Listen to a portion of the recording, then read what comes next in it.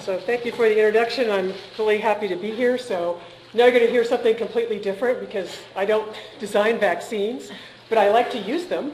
And so I'm going to start with a little bit of overview, then I'm going to talk a lot about our animal models that sort of informed my foray into a human study. So I had not done any actual touching of people until we finished with the animal work, and then I knew I had to move into a human population. And it was interesting because the first time I got that grant, my grants usually go to a nutrition study section or a host pathogen study section.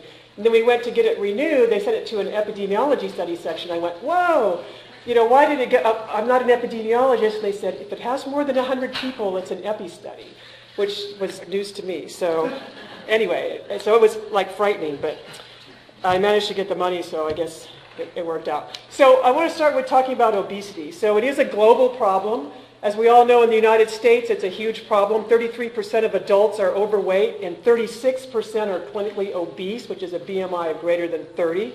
Worldwide, there's more than 1 billion overweight adults and at least 300 million obese people. And that's not just adults, so children are also experiencing their own epidemic of obesity. And we've seen a lot of infection maps, and it's the same kind of world map but looking at obesity. So you can see it is a worldwide problem, and China in particularly is really expanding in obesity. So we're interested in understanding if obesity can affect the immune response.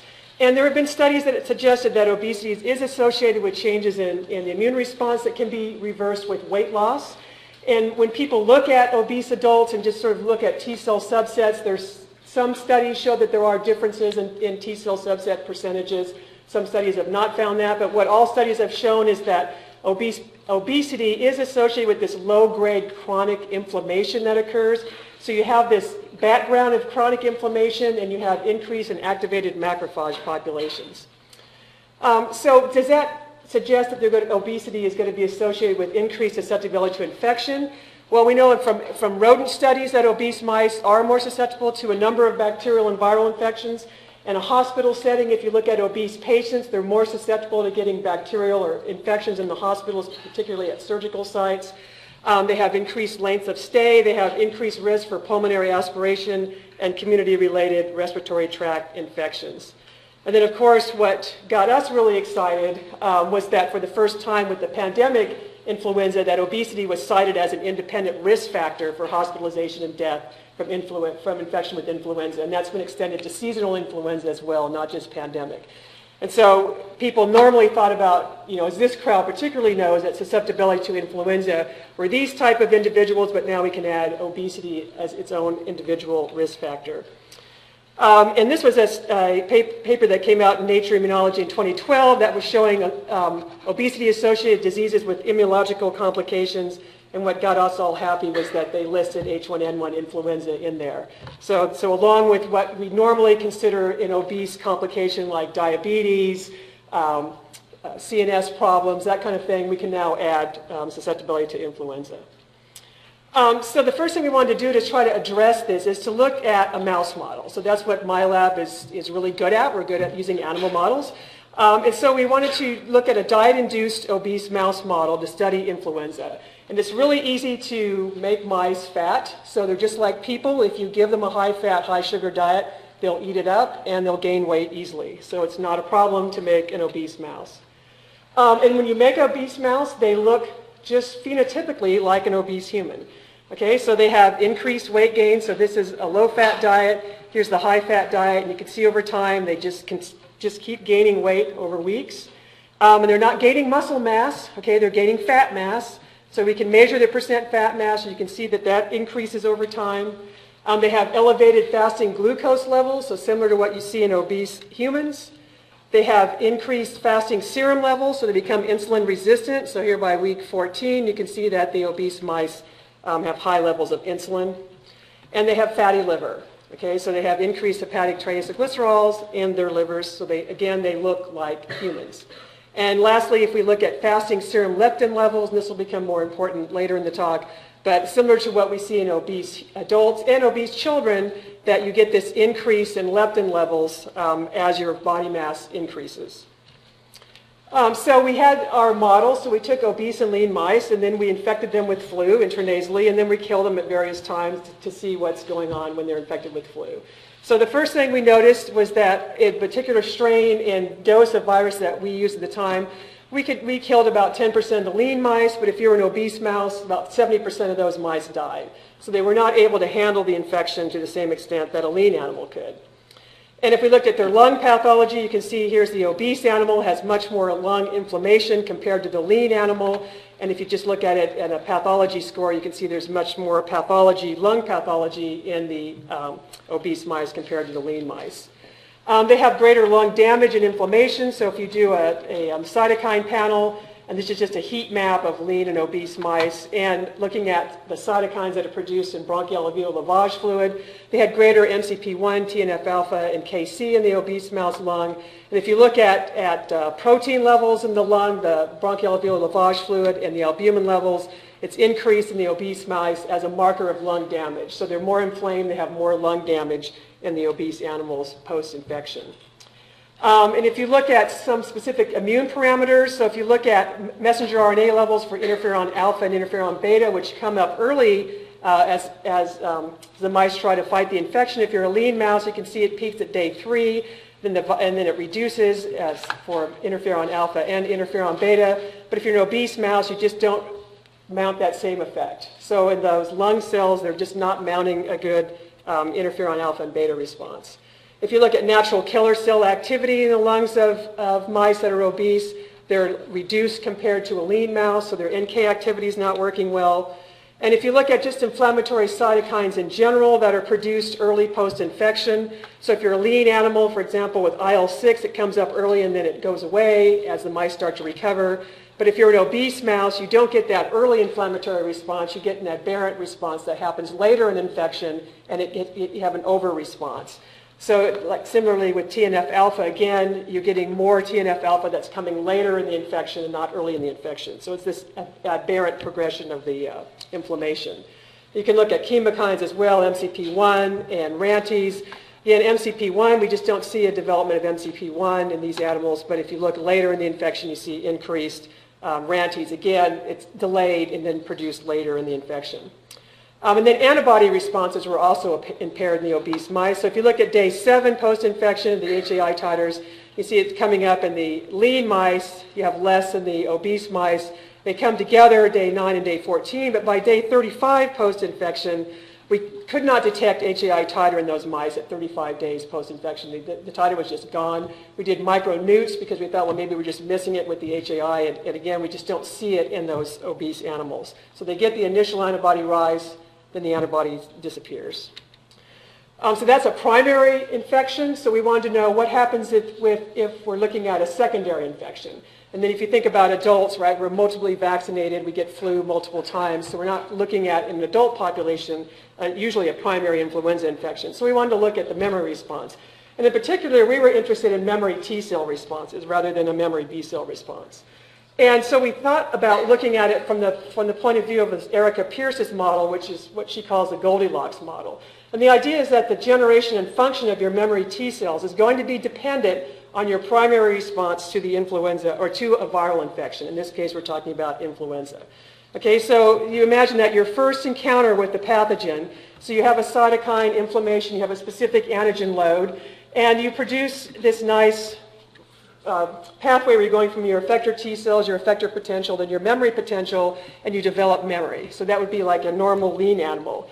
But you might imagine if you're an obese animal, you have higher inflammation, so you have your initial primary response is an over-response. And when the over-response happens in your primary response, what happens is you have reduced memory potential. So our thinking is that we're going to have reduced memory in the obese animals because of this over-inflammatory response in the primary infection. So it's going to set up a stage where we're going to have less memory. And so when we look at naive to memory T cell CD8, right here we're looking at CD8 T cell progression after infection.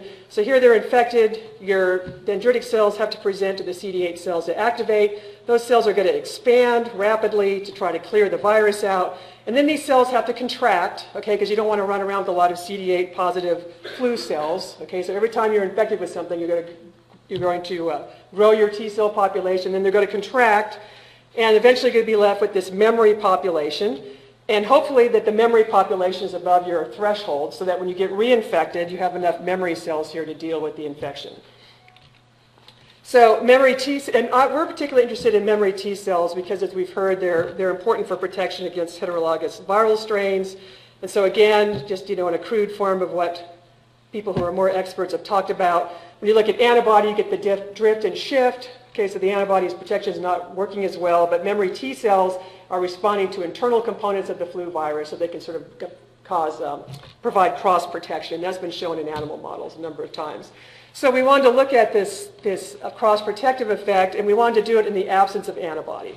So how you do that is you take this particular virus, flu virus is X31, which is H3N2 on the outside, PR8 on the inside. And so so you make the mice obese and lean, you infect them with X31, you wait 31 days, and then you come back in with PR8, which is H1N1 on the outside and PR8 on the inside. So that means we're taking out any sort of antibody protection because the HA and the NA are different, right? So I'm just looking at the ability of the T cells to respond to these internal proteins. So this is the model that we use. So if we look at what happens in a secondary infection, similar to the primary infection, if you're a lean animal, you're completely protected. So if I infect you first with X31, then come back with PR8, you're protected because your CD8 T cells will take care of it. But if you're an obese animal, you're not as well protected. So more of those mice will die.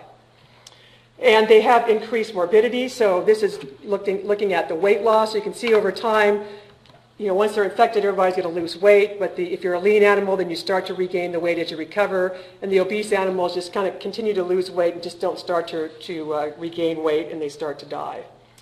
They have increased lung inflammation post-secondary infection. So again, there's your lean and obese animal. So more inflammation in the lung. And they have increased viral load in the lung post-secondary infection. So there's more virus in the lungs when they're an obese mouse in a secondary infection. So that suggested that the memory response is impaired in the obese mice because we saw increased mortality, increased weight loss, increased lung pathology, increased viral load. So the question now is, how does obesity result in this decreased memory T cell response? So you have to look at it in 3 different ways. So you have to be able to generate those memory T cells, you have to be able to maintain them once you generate them, and then they have to function. So all those things have to happen in order for the cells to be protective. And so we wanted to look at each of these to say which one's impaired in the obese animal. So if we look at generation first, you can look at the primary response, again, dictates the short-lived effector versus memory precursor. So remember that more effectors is bad for memory. And effector versus memory populations, you can separate them by their levels of transcription factors. So effector cells you can delineate them by TBED and BLIMP1, and memory cells by EO-mesoderm. And so if we look at antigen-specific cells, again, there's more of these particular cells in the obese mice, again suggesting that there's going to be a problem with generating memory cells. And so if we look at transcription factor expression, you can see that there's more short-lived effector cells in the obese mice and less memory precursor associated cells. So like what was suggested by Erica Pierce's model, is the more short-lived effectors you have, that comes at a cost, and you're going to end up with less memory precursor cells. And that's what we saw in the obese mice. So they were unable to generate the amount of memory precursor cells compared to lean mice. So next we looked at maintenance. So they had less of them. Are they still hanging around when they need to be? And so you can look at maintenance cytokines like IL-15, IL-15 receptor, and IL-7 and IL-7 receptor for homeostatic proliferation and long-term survival to get an idea if these cells are hanging around. And again, what we found is at 84, so at 33 you see those cells are there, but then at 84 days post-infection you have less of those memory T cells in the obese lung. So they're not hanging around to the same extent that they are in the lean animal. And they have altered IL-7 and IL-15 messenger RNA expression that suggests that might be some of the cause for why we're seeing less ability of those cells to persist. And finally, we wanted to look at function. So now we know that they're generating fewer of these memory T cells. They're not sticking around, but the ones that are there, can they function? Okay, so they have to be able to respond to the challenge, and then one way you can look at their response is their ability to generate interferon gamma. And so if we look at interferon gamma messenger RNA levels in the lung, it's decreased if you're an obese mouse. And if you look specifically at the CD8 memory T cells during a secondary response using a tetramer, you have fewer of those cells able to make gamma interferon. And so here are these memory-specific cells making gamma interferon. You can see there's fewer of it, and they make less gamma interferon when they're in an obese animal. And so finally, the last thing we wanted to look at was whether or not the problem was with the T cell itself or the ability of the dendritic cell to present antigen and stimulate the T cell. Okay, so that interaction is important. So maybe the T cells are fine, it's just that the dendritic cell itself has a problem. So to address that, what we did is we took lean dendritic cells and obese dendritic cells, and then we stimulated them either with lean CD8 cells or obese CD8 cells to get an idea, is it the dendritic cell or is it the CD8 cell? And then you look for gamma interferon as a readout. And so if you look at the control, which is a lean dendritic cell presenting viral antigen to a lean T cell, so here's your normal condition, so that's a normal response with making gamma interferon. And then if you have an obese dendritic cell, so a dendritic cell removed from an obese animal, and it can present fine to a lean T cell, so there wasn't a problem there. But the problem came when the lean dendritic cell presented to the obese T cell. So that suggested it was a T cell issue and not a dendritic cell issue that was the problem for why these cells weren't responding in the obese animal. So now we know that all three of these were impaired: generation, maintenance, and function were all impaired in the obese animal. So then we had to step back, so what's going on? So maybe it's a regulatory T cell problem, because regulatory T cells are there to help limit that lung damage, and we know that in the primary infection and in the secondary infection we had this increased inflammatory response. And so maybe the TREG cells aren't working well enough, because the TREG cells are there to, after infection, they're there to limit the infection and dampen it down. So if that's not happening, then that might be the problem. And so we decided to look at TREG populations. So again, your TREG cells are going to reduce the proliferation of your effector cells. So here's proliferation from a lean animal, and then if you add the T regulatory cells, they're going to suppress this proliferation. So you see that here in this graph. But if you take TREG cells from an obese animal, they don't suppress that response to the same extent as a lean animal. And if you look at it as suppressive activity, you can see it's about half as suppressive, those TREG cells from an obese animal compared to a lean animal. So that may be part of the problem, is that the TREG cells aren't functioning properly in the obese animals and allowing this inflammatory response to occur past a point where it should be. So we've seen all these problems. So there's hormonal differences with obesity. There's problems with circulating nutrients. There's more glucose. There's more free fatty acids circulating in an obese animal. There's microbiome differences. That's been shown that the microbiome of an obese mouse is different than the microbiome of a lean animal. They have more oxidative stress. They have a pro-inflammatory state. And each parameter likely affects each type of immune cell differently. So we kind of needed to see, we need a more global perspective of what's happening. So what could we do to get at that?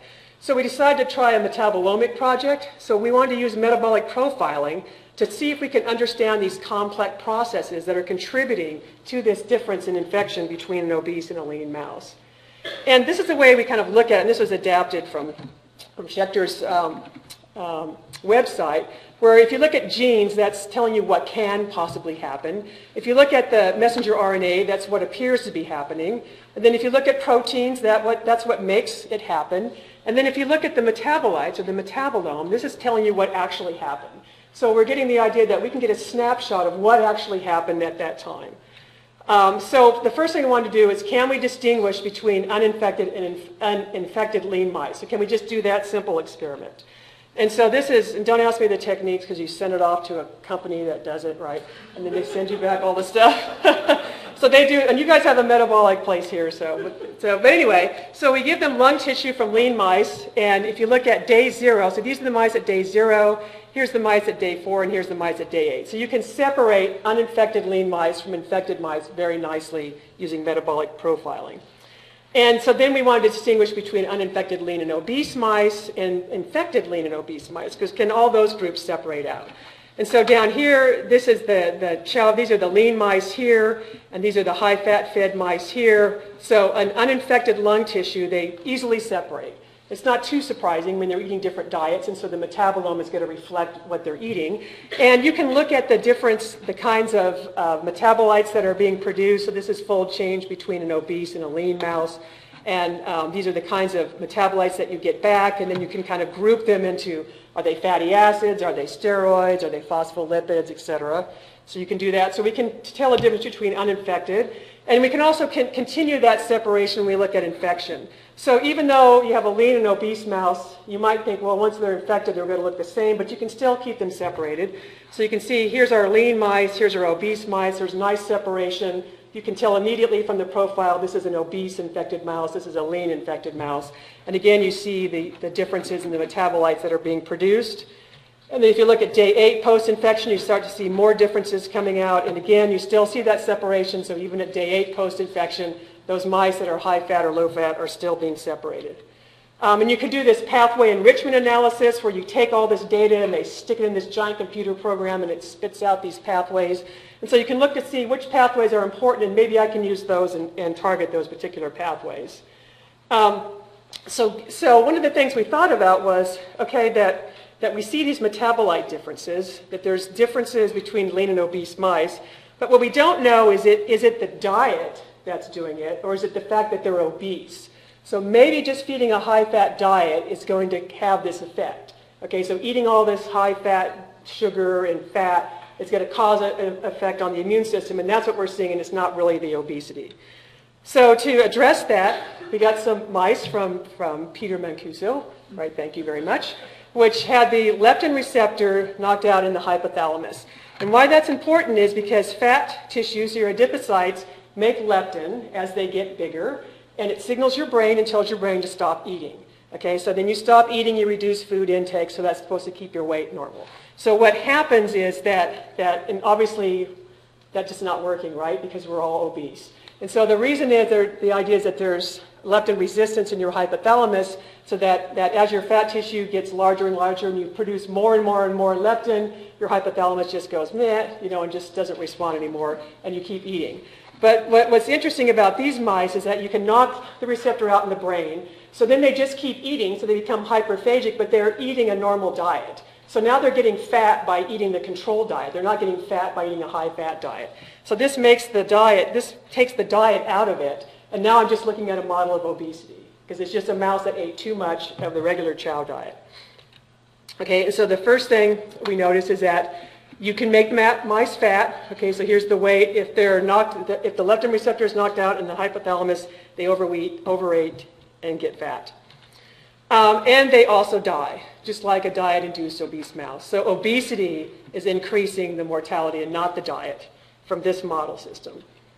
And then so we wanted to separate mice that were fed the same diet. So now can we use metabolomics and still see that separation, because now we're just looking at obesity and not diet. And again, you can keep those animals separated. You can see the difference with when they're uninfected. There's a difference between being obese and lean, even though you're eating the same diet. And then you can see the separation when they're infected. So again, if they're obese and they're infected, they're different than if they're lean and infected. And you get this family of metabolites. And you can do a pathway enrichment analysis, and then you can go in and say, okay, which pathways do I want to address that may be causing the difference that we're seeing between being lean and obese and dying from influenza infection. The last thing we wanted to do with metabolomics was, could we detect differences before obvious illness in the mice?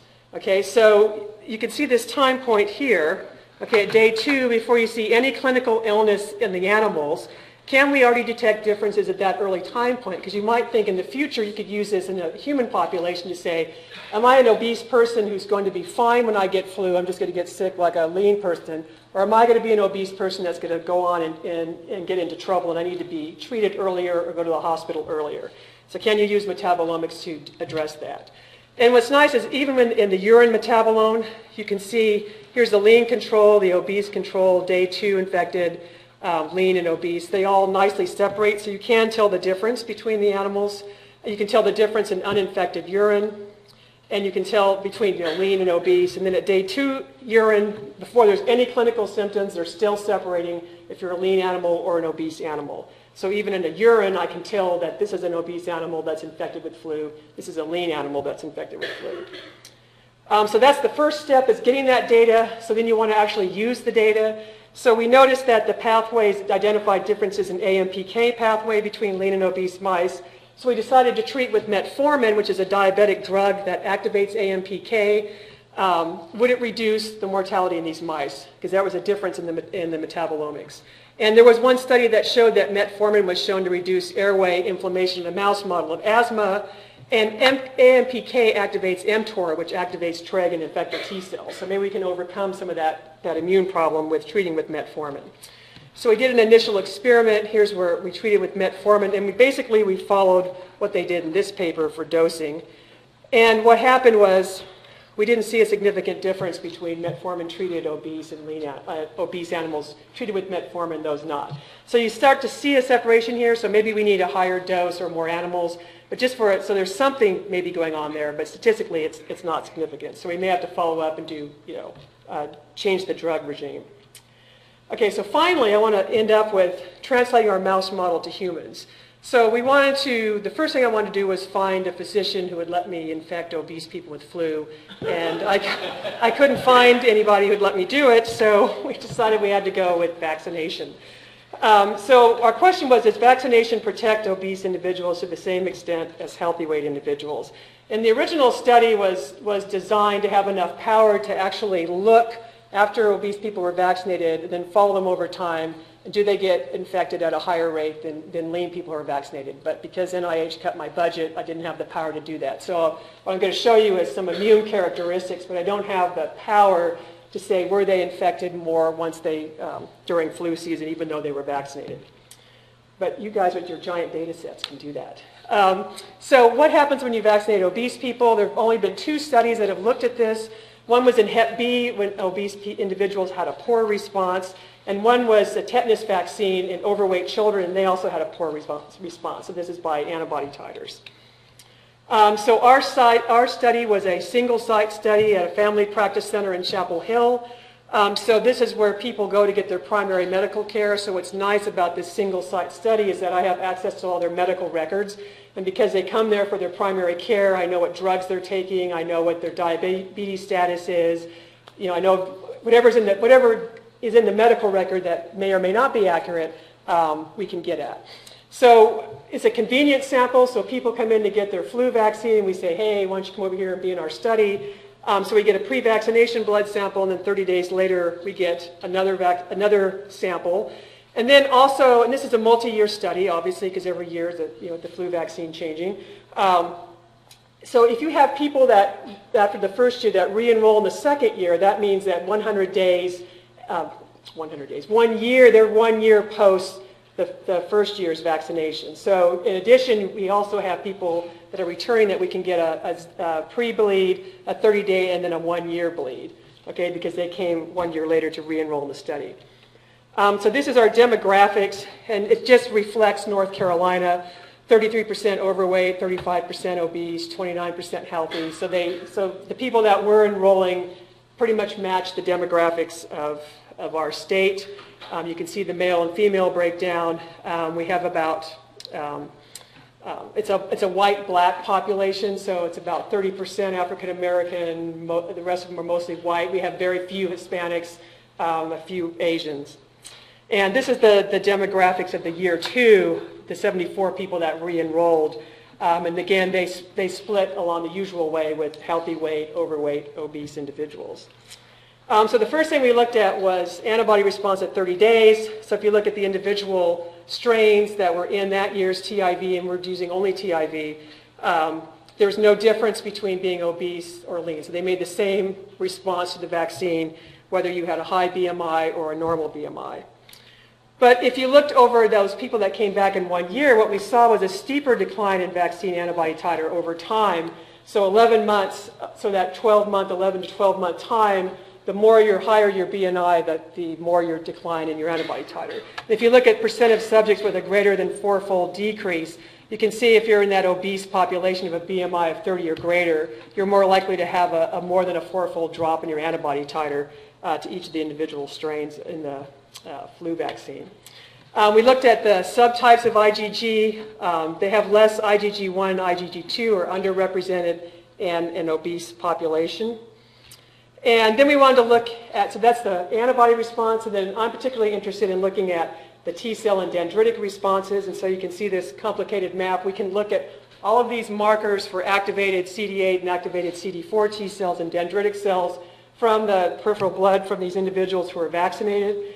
So we took a subset of individuals. So we have 28 healthy weight, 28 overweight, 27 obese. We matched them for age and gender and race. And so we looked first at dendritic cells, and we're doing this by flow cytometry, so we're going to stimulate them with pandemic H1N1. This is the year that pandemic was in the vaccine. And then we're looking to see, can they activate and respond to the flu virus? And so we didn't see any difference in activation in dendritic cells or numbers, so there didn't seem to be a problem with dendritic cells in our adult population, so that wasn't an issue. But then if we look at markers of activation and function in CD4 T cells, so the CD4 T cell number is the same between lean and obese, but if you start to look at activation markers like CD69, you can see it's decreased even in the overweight population as well as the obese population. If you add CD28, another activation marker, again, they're decreasing. If you look at CD69, CD40, decreasing. If you look at IL-12 receptor, decreasing. Interferon gamma, decreased. Interferon gamma, granzyme B, again, activation markers for these cells are all decreased, not only in obese but in overweight individuals as well. And then if you put them all together, CD69, CD28, et cetera, a small population of cells are also decreased in those overweight, obese individuals. That CD4 cells, you can do the same thing with CD8 T cells, and I won't bore you with each one individually, but they're all going down. So all those activation markers are going down in those overweight and obese individuals. So whether they're activation or functional markers, they're all decreased. Okay, so from our adult vaccine study, we know that CD4 and CD8 T cell numbers were the same, but once you stimulate them, in this case with pandemic H1N1, they were less activated and fewer cells expressed these markers of function in both overweight and obese populations when you compare them to healthy weight individuals, even when they're matched for age. And we did a small study looking at children as well, because again, children are also obese. You can see here the rates in preschool and older children. And the problem here is overweight adolescents become overweight adults. And if you think about if we're vaccinating our young children when they're obese and their immune system's developing and they're already kind of behind because maybe obesity is doing something to their ability to respond to vaccines, what is that going to mean when they're adults and they're still obese? So we did this is a really small pilot project to see could we actually get blood from kids. Because I hooked up with some pediatricians and we just wanted to be able to prove, yes, we could get the mothers to bring the children back and we could get blood from these kids. So there's 25 subjects. This is their mean age. They range from 2 to 17. And then we had healthy weight, we had overweight, and we had obese kids. So they were just represented there. And originally we wanted just to do TIV, but we noticed that kids would drop out because they wanted flu mist. And so, which was sort of interesting to me because even though the kids were going to get a needle in their arm, they still didn't want that other needle in their arm. And so then it made the study kind of tricky because now we had TIV use and flu mist use, and as we know, they're not the same. So that made it problematic too. But what I wanted to show you is that there seemed to be some difficulty in the IgG3 subset in overweight obese kids. So we have a lot less of the IgG3 type in the kids that were vaccinated. But if you look at their HAI titers, they were fine. This is IgG1, IgG3 is down here. And then if we look at the same sort of markers that we looked at the adults, what we saw was that the obese kids were actually more stimulated. So when we stimulated them with pandemic, they actually had a higher response compared to the healthy weight kids. So they were sort of like over-responding, which was kind of interesting. Not sure what that's going to mean down the road. So lastly, just to kind of leave you with the public health significance, because we're all in public health, right? So the reduction in the ability to generate and maintain flu-specific memory T cells in obese people and even in overweight people could magnify the complications and deaths during a pandemic year. And so one thing that we're thinking about is maybe flu mist might be a better vaccine for obese individuals under age 50. We're thinking about trying that in our population. Because again, my population was all using TIV. Obese vaccinated children may have lower antibody titers just based on ELISA by the subclasses, but it looks like their HAI is probably intact initially. And memory T-cell inducing vaccines may not be as effective in an obese population if we're headed that way in developing better vaccines that stimulate that arm and not just the humoral arm, that might not be as efficient in an obese population. And lastly, these are all the people that help with the work. Most of this work here was done by Justin Milner, who's now a postdoc in San Diego, and Eric Carlson, who's at St. Jude, still doing flu work. And then you can see the various other people here that contributed to the studies. And thank you very much.